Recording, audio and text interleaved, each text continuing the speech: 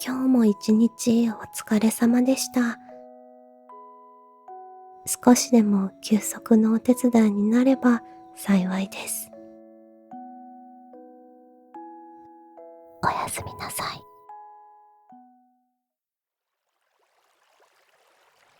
醜いアヒルの子。昔々、あるところにお堀に囲まれた古いお屋敷がありました。そのお堀の茂みの中で一羽のアヒルのお母さんが巣の中の卵を温めていました。やがて卵が一つずつ割れると、中からは黄色い色をしたかわいいヒナたちが顔を出します。ですが、巣の中で一番大きな卵だけがなかなか生まれてきません。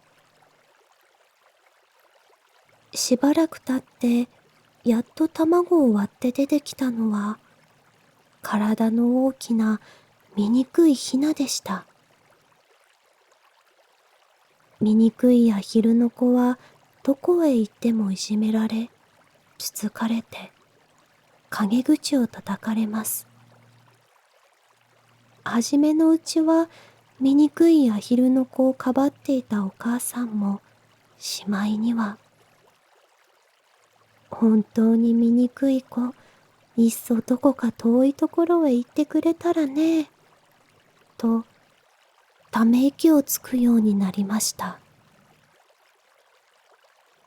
それを聞いた醜いアヒルの子は、いたたまれなくなって、みんなの前から逃げ出してしまいました。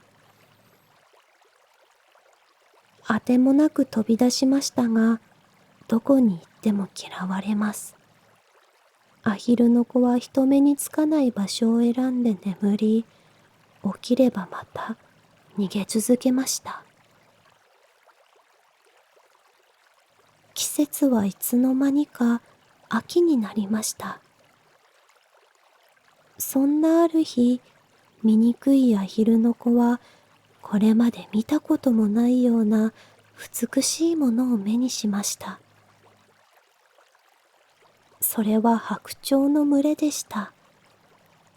長くしなやかな首を伸ばし、眩しいばかりの白い翼を羽ばたいて、白鳥たちは暖かい国へと飛んでいくところでした。アヒルの子はあっけに取られて、その美しい鳥たちが空の彼方へ去っていくのを見送っていました。あんな鳥になれたらどんなに幸せだろう。いや、アヒルの仲間にさえ入れないくせに、そんなことを考えてどうするんだ。冬が来て、沼には氷が張り始めました。アヒルの子はじっとうずくまって、厳しい寒さを耐え忍びました。そのうちに、お日様は次第に暖かさを増し、ひばりが美しい声で歌い始めます。ついに春が来たのです。アヒルの子は体がウキウキし始めると、翼を羽ばたいてみました。すると体が浮くではありませんか。ああ、飛んだ。僕は飛べるようになったんだ。アヒルは夢中で羽ばたくと、やがてお堀に舞い降りました。その時、お堀にいた白鳥たちが一斉に近づいてきたのです。ああ、醜い僕を殺しに来たんだ。僕は殺されるんだ。でも構わない。みんなからひどい目に遭うより、あの美しい鳥に殺された方が、いくらましだかしれない。アヒルの子は殺される覚悟を決めました。しかしそうではありません。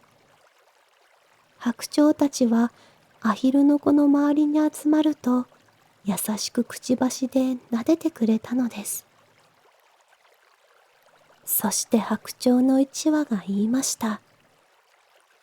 はじめまして、かわいい新人さん。え、新人さん？かわいい？僕が？びっくりしたアヒルの子は、ふと水の上に目を落とすと、そこに映っていたのは、もう醜いアヒルの子ではありません。真っ白に光り輝く、あの白鳥だったのです。冬の間に羽が抜け変わって、美しい白鳥に姿を変えていたのでした。新しい白鳥が一番きれいだね。みんなの声が聞こえてきました。おしまい。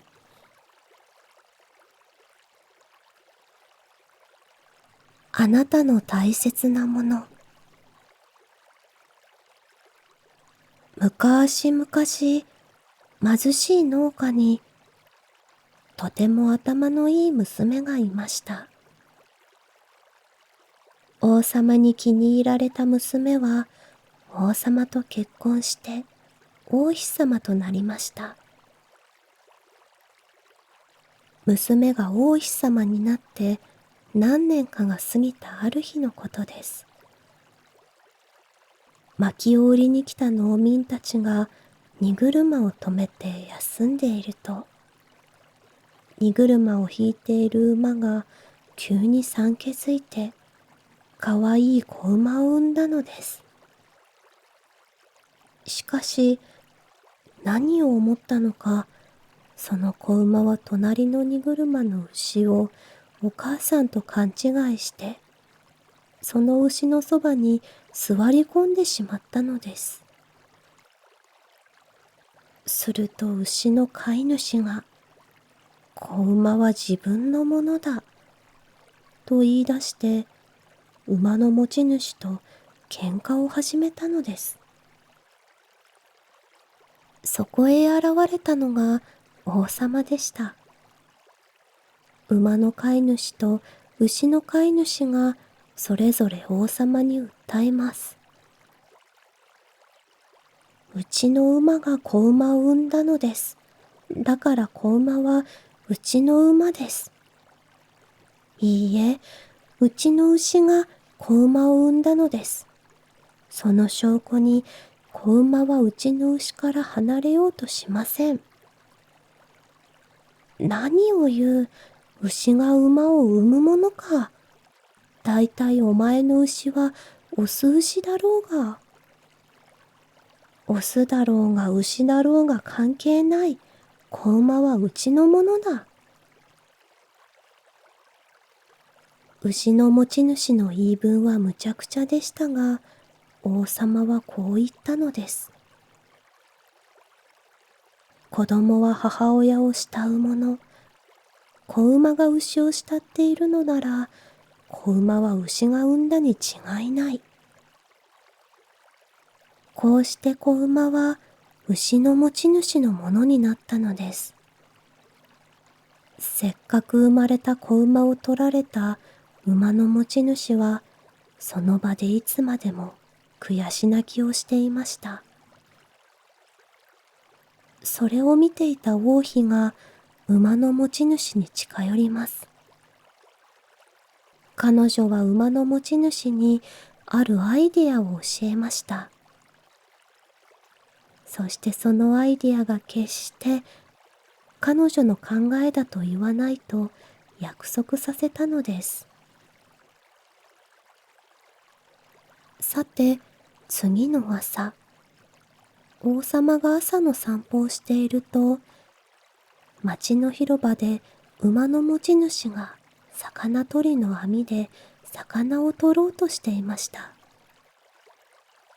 不思議に思った王様が尋ねると、馬の持ち主はこう言いました。お数牛に子馬が産めるものなら、町の広場で魚だって取れるはずです。この当てつけに王様は怒りました。これはお前の考えではあるまい。誰がそんなことを思いついた。実は、馬の持ち主は本当のことを話してしまいました。すると王様は妃のところへ怒鳴り込みました。わしを騙すようなそんな妃はいらん。自分の大切なものを一つやるから出て行け。その晩、二人はお別れの先を酌み交わしました。これでそなたとはお別れだな。そうですわね。妃よ。はい。わしに何か言うことはないのか？別に何もありませんわ。そうか。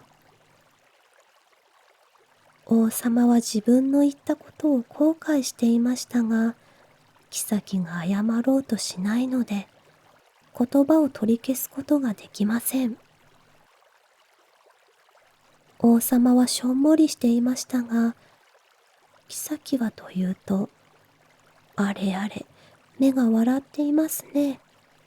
きっとまた何かを企んでいるのでしょう。王様はそんな妃には気づかず、悲しみを紛らわそうと、杯のお酒を一気に飲み干しました。実はそのお酒、妃が眠り薬を入れていたのです。次の朝、王様が目覚めたのは汚いベッドの上でした。ここは妃の実家です。一体これは何の真似だ？王様が妃に尋ねると、妃はにっこり笑って言いました。王様は私に一番大切なものを一つやると言いました。ですから私は私の一番大切な王様をいただいてきただけですわ。この言葉にすっかり感動した王様は、自分の裁判が間違いだったことを認めると、あの馬の持ち主に10頭の子馬をやることを約束し、そのまま妃と仲良くお城へ帰りました。おしまい。カエルの王様。昔々、あるところに、それはかわいいお姫様がいました。お姫様はお城の近くの泉のほとりで、マリ投げをするのが大好きです。ところがあるとき、投げた金色のマリが泉の中に転がって、そのまま沈んでしまいました。ああ、どうしよう。沈んでいく金色のマリを見て、お姫様はしくしくと泣き出しました。すると、泣いたりしてどうしたのですか？かわいいお姫様。と、泉の中から醜いカエルが呼びかけてきたのです。キャー！お姫様はちょっとびっくりしましたが、カエルに言いました。大切な金のマリが泉の中に落ちてしまったの。そうですか。では、私が拾ってきてあげましょう。でもその代わり、私をお友達にして、一緒にご飯を食べたり、一緒にベッドで寝かせたりしてくれますか？ええ、いいわよ。お姫様はカエルと約束しました。でも、カエルと友達になるのは嫌なので、お姫様はカエルがマリを拾ってきてくれた途端、カエルとの約束なんて知らないわ、とマリを持ってお城に走って帰りました。次の日、お姫様がみんなと食事をしていると、誰かが戸を叩いて呼びました。お姫様、お姫様、戸を開けてください。あら、誰かしら。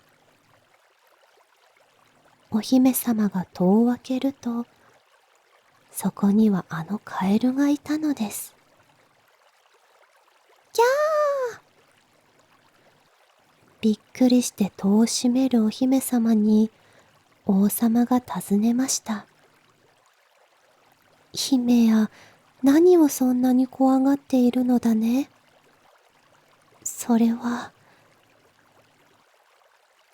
お姫様は仕方なく、外にマリを拾ってくれたカエルがいて、そのカエルとお友達になることを約束してしまったのだと話しました。すると王様は言いました。姫や、いくら相手がカエルであっても、約束したことは守らなくてはいけないよ。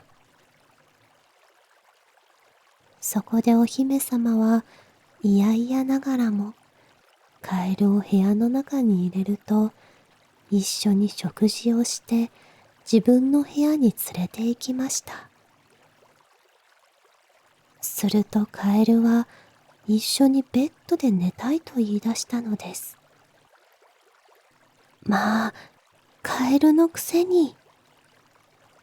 お姫様はすっかり怒ってカエルをつまみ上げると、力いっぱい壁に叩きつけました。ところが、カエルは下に落ちた途端、優しい目をした王子様に変わったのです。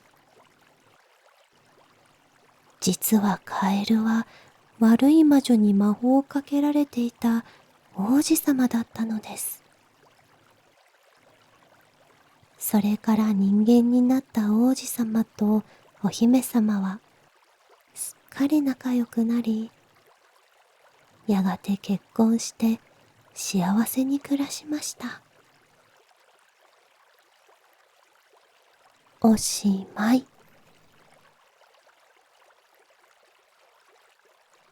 雪だるま。昔々、ある屋敷の小さな男の子が雪を集めて雪だるまを作りました。一生懸命作ったので、その雪だるまには命が生まれました。その日の夕方、命が生まれた雪だるまが独り言を言いました。あれ、なんか変だな。僕の体の中でミシミシと音がするぞ。雪だるまは河原のかけらでできた目で、西の空を落ちていくお日様を睨んで、また独り言を言いました。眩しいな、ギラギラ光っているよ。でも僕は瞬きをしないよ。そしてお日様が沈み、東の空から姿を見せ始めたお月様を見つけると、雪だるまはまた独り言を言いました。なんだ、いなくなったと思ったら、今度はあっちから出てきたのか。でも、もうギラギラするのは諦めたみたいだな。そんな雪だるまの独り言を聞いていた番犬が小屋から出てくると、雪だるまに言いました。新入りさん、盗み聞きをしていたようで悪いけど、あんたがさっき見たのはお日様で、今空に浮かんでいるのはお月様っていうのさ。お日様は朝に出てきて、お月様は夜に出てくるんだ。ついでにもう一つ教えておくと、今夜は寒くなるよ。なぜなら俺の左足がそう教えてくれるのさ。犬の言ったように、夜が深くなると寒さが増して雪が降ってきました。雪が月明かりに輝き、まるでダイヤモンドが降ってきたように綺麗です。わあ、綺麗だなあ。雪だるまが見とれていると、すぐそばで若い女の人と男の人の楽しそうな声がしました。あなた、とっても素敵ね。夏もいいけど、こんなに素敵な景色は冬にしか見られないわ。ああ、そうだね。それに雪だるまも冬にしか作れないからね。二人は笑って楽しそうに屋敷に入っていきました。あの人たちは誰なの？雪だるまは犬に尋ねました。あれは大きいお坊ちゃんと奥さんになる人さ。大きいお坊ちゃんは俺が子犬の頃、ストーブのある女中さんの部屋で僕を可愛がってくれたんだ。ちなみにストーブってのは寒い日には世界一素晴らしいものだよ。ふーん。ストーブって僕みたいに白くて冷たいものなの？いや、正反対だね。女中さんの部屋を見てごらん。ストーブがあるから。雪だるまは女中さんの部屋で赤々と燃えるストーブを見た途端、体の中がうずくのを感じました。あ、僕の体の中でまたミシミシ音がする。あのストーブのそばに行きたいな。何を言っているんだい。あんたがストーブに近寄ったりしたら溶けてしまうよ。犬が言うと、雪だるまは言い返しました。いいさ、溶けたって構わない。僕はどうしてもあのストーブのそばに行きたいんだ。やれやれ、そんなことを言ったって誰があんたを部屋に入れるもんかね。犬はそう言いながら小屋に戻って寝てしまいました。でも僕はどうしてもストーブのそばに行きたいんだ。やがてあたりが真っ暗になると、ストーブの火はますます赤くなって、とても美しく見えました。お日様の光ともお月様の光とも違う。穏やかですべてを包み込んでくれそうな光です。女中さんが時々ストーブの口を開けて薪をくべると、中から炎がさっと飛び出して外の雪だるまの顔まで赤く照らします。ストーブの炎に顔がほてるのを感じた雪だるまはまた独り言を言いました。ああ、僕はストーブが大好きになったらしい。なぜだかわからないけど、どうしてもそばに行きたいんだ。これは恋なんだろうか。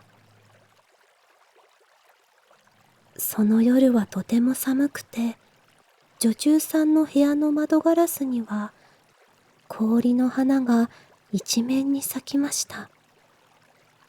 雪だるまにとって寒さは気持ちがいいはずなのに、雪だるまはとても悲しくなりました。だって窓ガラスに咲いた氷の花がストーブの姿を見えなくしてしまったのですから。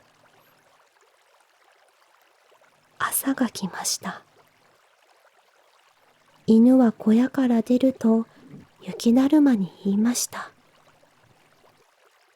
今日は暖かくなるぞ。俺の左足がそう言っているのさ。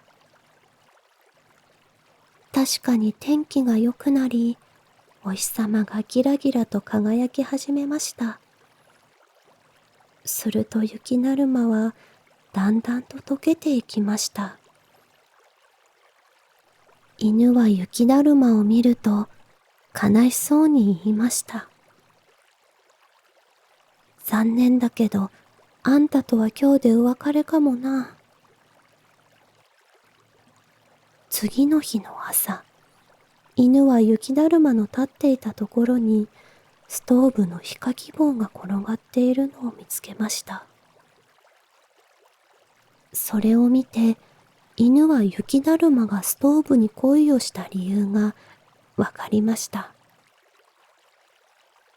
そうか、あんたの体は火かき棒が芯になっていたのか。それであんなにストーブのそばに行きたがっていたんだね。やがて女中さんが落ちている火かき棒に気づいて、自分の部屋に持って帰りました。女中さんが火かき棒をストーブのそばに置くのを見て、犬が優しく言いました。よかったね、思いが叶って。おしまい。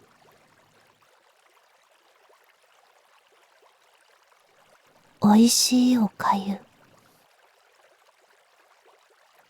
昔々、ある町にとても貧乏な家がありました。住んでいるのは心の優しい女の子とお母さんの二人です。ある日のこと、この家には食べるものがもう何もなくなってしまいました。困ったわね。すまないが、森へ行って木の実を拾ってきておくれ。女の子はお母さんに言われて、森へ木の実を拾いに行きました。すると、一人のおばあさんが現れて尋ねました。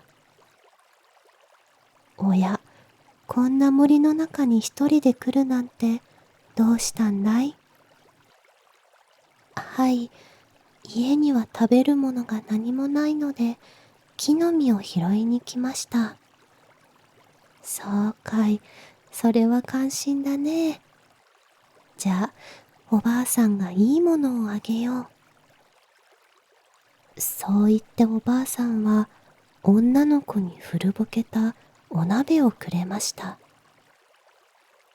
それはとても不思議なお鍋でした。お鍋に向かって、お鍋を煮えろと言うと、温かくておいしいおかゆが自然に出てきて、お鍋を止まれと言うまでおかゆは出てくるのです。おかげで女の子もお母さんもお腹が空いて困ることはなくなりました。ある日、女の子が隣の町へ出かけた後で、お母さんはおかゆが食べたくなりました。そこで女の子の真似をして、お鍋を煮えろと言ってみました。するとお鍋はちゃんとお粥を作ってくれました。ところが、お母さんはお粥の止め方を知らなかったのです。お鍋よ、もういらないよ。お腹はいっぱいだよ。いくらお母さんがそう言っても、お粥はどんどん煮えて、お鍋からあふれ出しました。やがてお粥は台所からあふれ出ると、家中をいっぱいにして、とうとう家の外へ流れ出しました。それでもお粥は止まりません。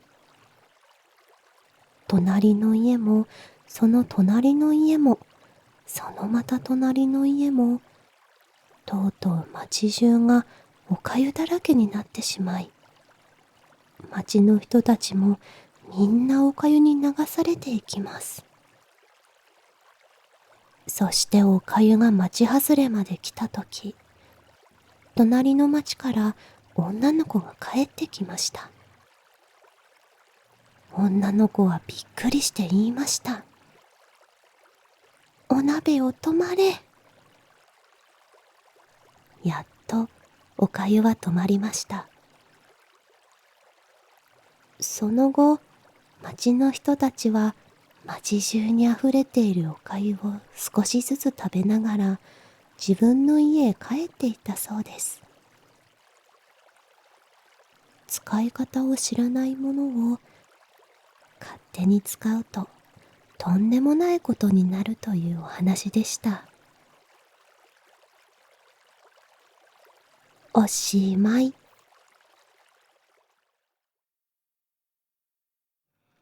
醜いアヒルの子。むかしむかし、あるところにお堀に囲まれた古いお屋敷がありました。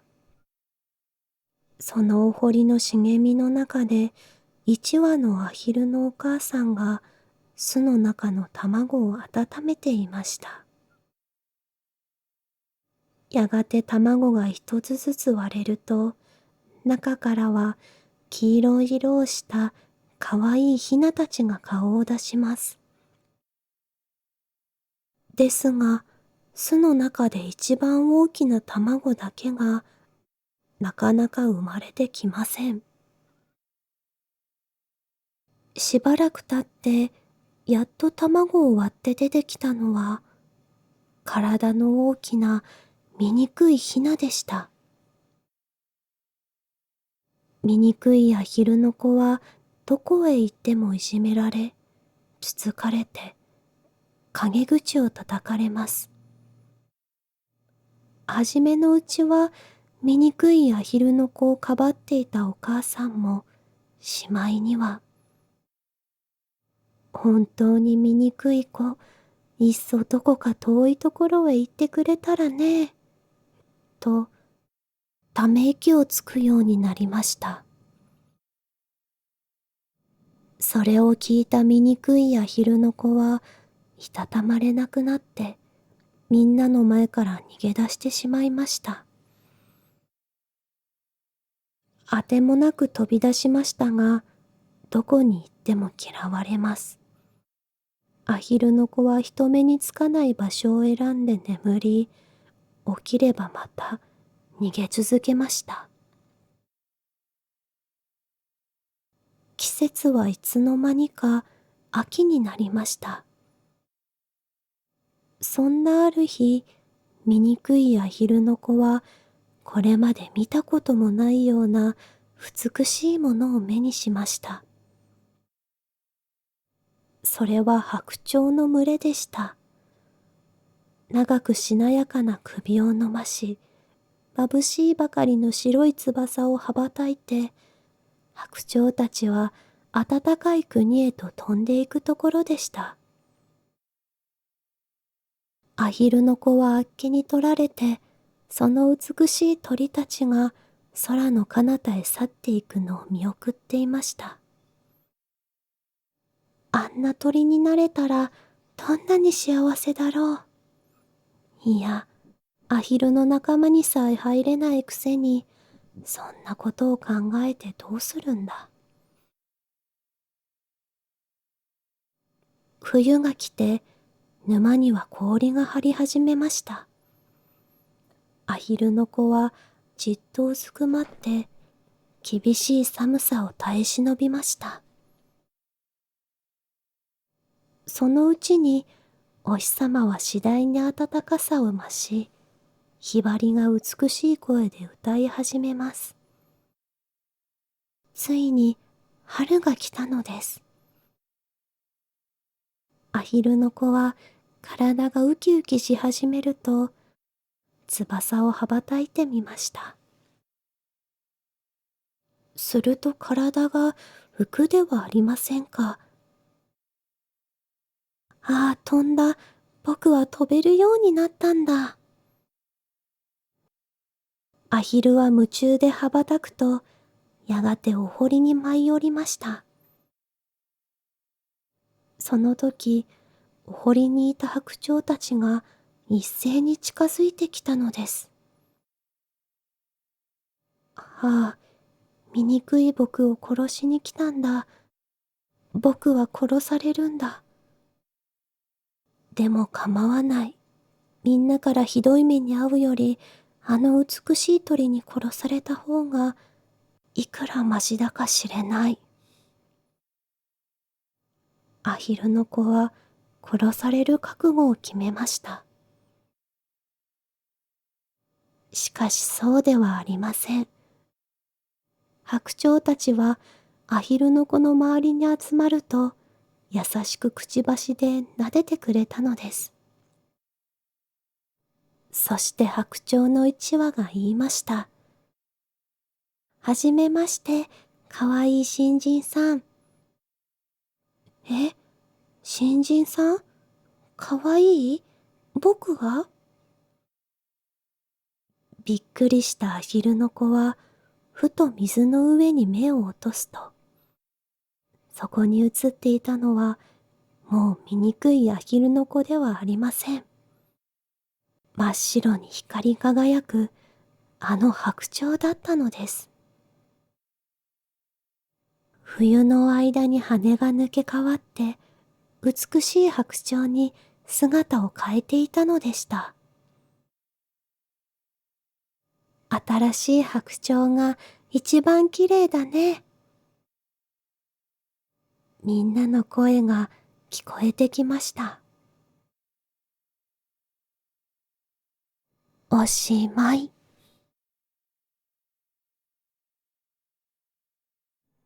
あなたの大切なもの。昔々、貧しい農家にとても頭のいい娘がいました。王様に気に入られた娘は王様と結婚して王妃様となりました。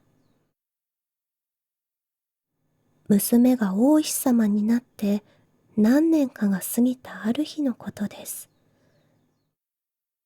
薪を売りに来た農民たちが荷車を止めて休んでいると、荷車を引いている馬が急に産気づいて、かわいい子馬を産んだのです。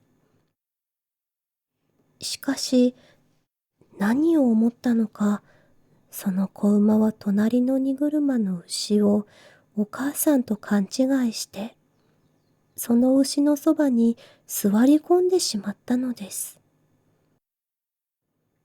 すると牛の飼い主が、子馬は自分のものだ、と言い出して、馬の持ち主と喧嘩を始めたのです。そこへ現れたのが王様でした。馬の飼い主と牛の飼い主がそれぞれ王様に訴えます。うちの馬が子馬を産んだのです。だから子馬はうちの馬です。いいえ、うちの牛が子馬を産んだのです。その証拠に子馬はうちの牛から離れようとしません。何を言う、牛が馬を産むものか。だいたいお前の牛はオス牛だろうが。オスだろうが牛だろうが関係ない。子馬はうちのものだ。牛の持ち主の言い分はむちゃくちゃでしたが、王様はこう言ったのです。子供は母親を慕うもの。子馬が牛を慕っているのなら、子馬は牛が産んだに違いない。こうして子馬は牛の持ち主のものになったのです。せっかく生まれた子馬を取られた馬の持ち主は、その場でいつまでも悔し泣きをしていました。それを見ていた王妃が馬の持ち主に近寄ります。彼女は馬の持ち主にあるアイデアを教えました。そしてそのアイデアが決して彼女の考えだと言わないと約束させたのです。さて、次の朝、王様が朝の散歩をしていると、町の広場で馬の持ち主が魚取りの網で魚を取ろうとしていました。不思議に思った王様が尋ねると、馬の持ち主はこう言いました。オス牛に子馬が産めるものなら、町の広場で魚だって取れるはずです。この当てつけに王様は怒りました。これはお前の考えではあるまい。誰がそんなことを思いついた。実は、馬の持ち主は本当のことを話してしまいました。すると王様は妃のところへ怒鳴り込みました。わしを騙すようなそんな妃はいらん。自分の大切なものを一つやるから出て行け。その晩、二人はお別れの先を酌み交わしました。これでそなたとはお別れだな。そうですわね。妃よ。はい。わしに何か言うことはないのか？別に何もありませんわ。そうか。王様は自分の言ったことを後悔していましたが、妃が謝ろうとしないので、言葉を取り消すことができません。王様はしょんぼりしていましたが、妃はというと、あれあれ、目が笑っていますね。きっとまた何かを企んでいるのでしょう。王様はそんな妃には気づかず、悲しみを紛らわそうと、杯のお酒を一気に飲み干しました。実はそのお酒、妃が眠り薬を入れていたのです。次の朝、王様が目覚めたのは汚いベッドの上でした。ここは妃の実家です。一体これは何の真似だ？王様が妃に尋ねると、妃はにっこり笑って言いました。王様は私に一番大切なものを一つやると言いました。ですから私は私の一番大切な王様をいただいてきただけですわ。この言葉にすっかり感動した王様は、自分の裁判が間違いだったことを認めると、あの馬の持ち主に10頭の子馬をやることを約束し、そのまま妃と仲良くお城へ帰りました。おしまい。カエルの王様。むかしむかし、あるところに、それはかわいいお姫様がいました。お姫様はお城の近くの泉のほとりで、まり投げをするのが大好きです。ところがあるとき、投げた金色のまりが泉の中に転がって、そのまま沈んでしまいました。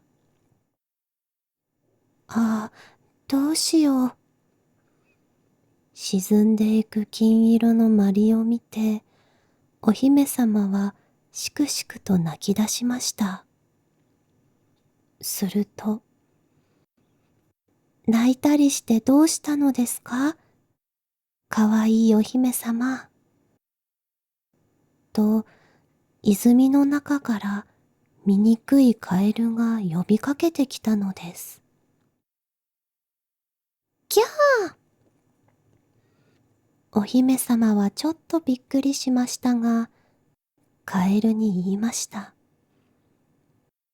大切な金のまりが泉の中に落ちてしまったの。そうですか。では、私が拾ってきてあげましょう。でもその代わり、私をお友達にして、一緒にご飯を食べたり、一緒にベッドで寝かせたりしてくれますか？ええ、いいわよ。お姫様はカエルと約束しました。でも、カエルと友達になるのは嫌なので、お姫様はカエルがマリを拾ってきてくれた途端、カエルとの約束なんて知らないわ。と、マリを持ってお城に走って帰りました。次の日、お姫様がみんなと食事をしていると、誰かが戸を叩いて呼びました。お姫様、お姫様、戸を開けてください。あら、誰かしら。お姫様が戸を開けると、そこにはあのカエルがいたのです。キャー！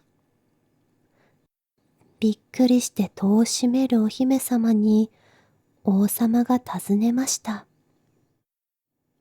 姫や、何をそんなに怖がっているのだね。それは、お姫様は仕方なく、外にマリを拾ってくれたカエルがいて、そのカエルとお友達になることを約束してしまったのだと話しました。すると王様は言いました。姫や、いくら相手がカエルであっても、約束したことは守らなくてはいけないよ。そこでお姫様は、いやいやながらも、カエルを部屋の中に入れると、一緒に食事をして自分の部屋に連れて行きました。するとカエルは一緒にベッドで寝たいと言い出したのです。まあ、カエルのくせに。お姫様はすっかり怒ってカエルをつまみ上げると、力いっぱい壁に叩きつけました。ところが、カエルは下に落ちた途端、優しい目をした王子様に変わったのです。実はカエルは悪い魔女に魔法をかけられていた王子様だったのです。それから人間になった王子様とお姫様はすっかり仲良くなり、やがて結婚して幸せに暮らしました。おしまい。雪だるま。むかしむかし、ある屋敷の小さな男の子が雪を集めて雪だるまを作りました。一生懸命一生懸命作ったので、その雪だるまには命が生まれました。その日の夕方、命が生まれた雪だるまが独り言を言いました。あれ、なんか変だな。僕の体の中でミシミシと音がするぞ。雪だるまは河原のかけらでできた目で、西の空を落ちていくお日様を睨んで、また独り言を言いました。眩しいな、ギラギラ光っているよ。でも僕は瞬きをしないよ。そしてお日様が沈み、東の空から姿を見せ始めたお月様を見つけると、雪だるまはまた独り言を言いました。なんだ、いなくなったと思ったら、今度はあっちから出てきたのか。でも、もうギラギラするのは諦めたみたいだな。そんな雪だるまの独り言を聞いていた番犬が小屋から出てくると、雪だるまに言いました。新入りさん、盗み聞きをしていたようで悪いけど、あんたがさっき見たのはお日様で、今空に浮かんでいるのはお月様っていうのさ。お日様は朝に出てきて、お月様は夜に出てくるんだ。ついでにもう一つ教えておくと、今夜は寒くなるよ。なぜなら俺の左足がそう教えてくれるのさ。犬の言ったように、夜が深くなると寒さが増して雪が降ってきました。雪が月明かりに輝き、まるでダイヤモンドが降ってきたように綺麗です。わあ、綺麗だなあ。雪だるまが見とれていると、すぐそばで若い女の人と男の人の楽しそうな声がしました。あなた、とっても素敵ね。夏もいいけど、こんなに素敵な景色は冬にしか見られないわ。ああ、そうだね。それに雪だるまも冬にしか作れないからね。二人は笑って楽しそうに屋敷に入っていきました。あの人たちは誰なの？雪だるまは犬に尋ねました。あれは大きいお坊ちゃんと奥さんになる人さ。大きいお坊ちゃんは俺が子犬の頃、ストーブのある女中さんの部屋で僕を可愛がってくれたんだ。ちなみにストーブってのは寒い日には世界一素晴らしいものだよ。ふーん、ストーブって僕みたいに白くて冷たいものなの？いや、正反対だね。女中さんの部屋を見てごらん。ストーブがあるから。雪だるまは女中さんの部屋で赤々と燃えるストーブを見た途端、体の中がうずくのを感じました。あ、僕の体の中でまたミシミシ音がする。あのストーブのそばに行きたいな。何を言っているんだい。あんたがストーブに近寄ったりしたら溶けてしまうよ。犬が言うと、雪だるまは言い返しました。いいさ、溶けたって構わない。僕はどうしてもあのストーブのそばに行きたいんだ。やれやれ、そんなことを言ったって誰があんたを部屋に入れるもんかね。犬はそう言いながら小屋に戻って寝てしまいました。でも僕はどうしてもストーブのそばに行きたいんだ。やがてあたりが真っ暗になると、ストーブの火はますます赤くなって、とても美しく見えました。お日様の光ともお月様の光とも違う。穏やかですべてを包み込んでくれそうな光です。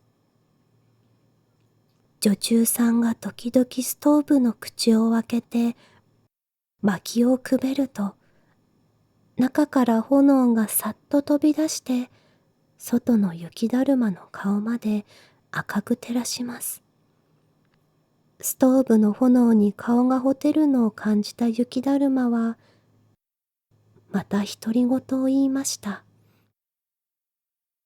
ああ、僕はストーブが大好きになったらしい。なぜだかわからないけど、どうしてもそばに行きたいんだ。これは恋なんだろうか。その夜はとても寒くて、女中さんの部屋の窓ガラスには、氷の花が一面に咲きました。雪だるまにとって寒さは気持ちがいいはずなのに、雪だるまはとても悲しくなりました。だって窓ガラスに咲いた氷の花がストーブの姿を見えなくしてしまったのですから。朝が来ました。犬は小屋から出ると雪だるまに言いました。今日は暖かくなるぞ。俺の左足がそう言っているのさ。確かに天気が良くなり、お日様がギラギラと輝き始めました。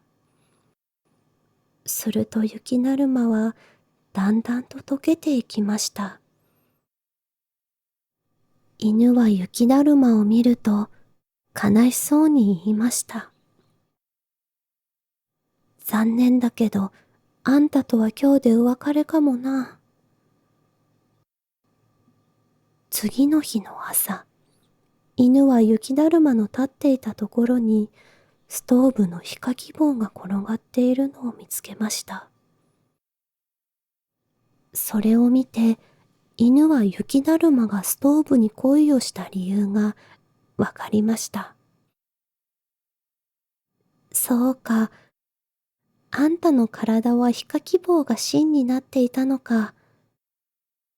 それであんなにストーブのそばに行きたがっていたんだね。やがて女中さんが落ちている火かき棒に気づいて、自分の部屋に持って帰りました。女中さんが火かき棒をストーブのそばに置くのを見て、犬が優しく言いました。よかったね、思いが叶って。おしまい。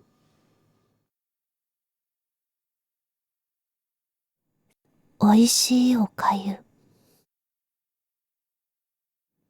むかしむかし、ある町にとても貧乏な家がありました。住んでいるのは心の優しい女の子とお母さんの二人です。ある日のこと、この家には食べるものがもう何もなくなってしまいました。困ったわね。すまないが、森へ行って木の実を拾ってきておくれ。女の子はお母さんに言われて、森へ木の実を拾いに行きました。すると、一人のおばあさんが現れて尋ねました。おや、こんな森の中に一人で来るなんてどうしたんだい？はい、家には食べるものが何もないので、木の実を拾いに来ました。そうかい、それは感心だね。じゃあ、おばあさんがいいものをあげよう。そう言っておばあさんは、女の子に古ぼけたお鍋をくれました。それはとても不思議なお鍋でした。お鍋に向かって、お鍋を煮えろと言うと、温かくて美味しいおかゆが自然に出てきて、お鍋を止まれというまでおかゆは出てくるのです。おかげで女の子もお母さんもお腹が空いて困ることはなくなりました。ある日、女の子が隣の町へ出かけた後で、お母さんはおかゆが食べたくなりました。そこで女の子の真似をして、お鍋を煮えろと言ってみました。するとお鍋はちゃんとおかゆを作ってくれました。ところが、お母さんはおかゆの止め方を知らなかったのです。お鍋よ、もういらないよ。お腹はいっぱいだよ。いくらお母さんがそう言っても、おかゆはどんどん煮えて、お鍋から溢れ出しました。やがておかゆは台所から溢れ出ると、家中をいっぱいにして、とうとう家の外へ流れ出しました。それでもおかゆは止まりません。隣の家も、その隣の家も、そのまた隣の家も、とうとう町中がおかゆだらけになってしまい、町の人たちもみんなおかゆに流されていきます。そしておかゆが町外れまで来たとき、隣の町から女の子が帰ってきました。女の子はびっくりして言いました。お鍋を止まれ。やっとおかゆは止まりました。その後、町の人たちは町中にあふれているおかゆを少しずつ食べながら自分の家へ帰っていったそうです。使い方を知らないものを勝手に使うととんでもないことになるというお話でした。おしまい。